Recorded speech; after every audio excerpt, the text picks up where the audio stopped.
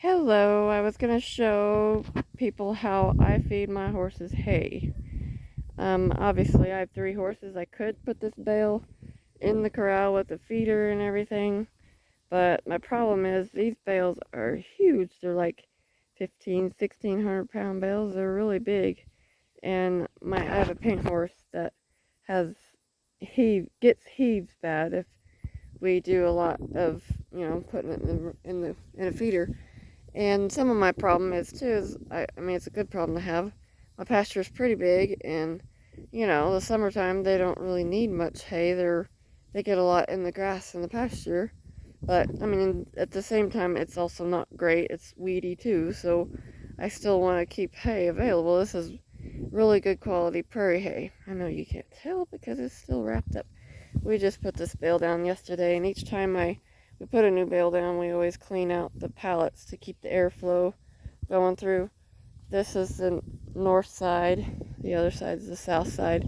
We get a lot of, in Kansas here, we get a lot of north and south wind, so I try to let the airflow be good, and I also try to keep the hay away from here so that air can get through there best as we can. But when the bale gets smaller, the tarp gets to be more covering it more, so I don't button it up so tight that no air can get in there, because you do want some air to get in there. The way this tarp is, it's long, so I put tires on these ends, the north and south end, when the direction that we're going to get the most wind. And I think I've decided recently to try using this rope around it, to hold it.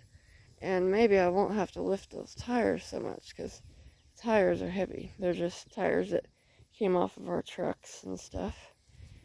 Little lightweight car tires don't work so well, but the heavy truck tires are nice. This is left over from the last bale, the very center. And as you go around the bale, you'll have just the little center left, and then you have to start looking at the weather. Is it gonna rain? That's the hardest part. Before you put a bale under it, you have to make sure it's really, really dry. If it's not dry, then of course it can grow mold under there, and that's not good either. So if you don't do it just right, it can be bad for your horse. So it is a lot of work, and when I fork the hay, I fork just a tiny layer of the outside of that.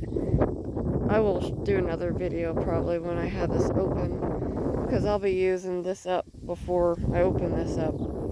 So anyway, but when I open this bale up, I'll be getting rid of some of the outside layer that's bad. They can sort through it to an extent, but the very outside layer, especially the bottom side, it has a lot of nasty stuff. I try not to feed that. But you can't totally knock off all of the bottom side, because otherwise that's going to be deep in there. You just got to leave some of it there and knock it off little at a time.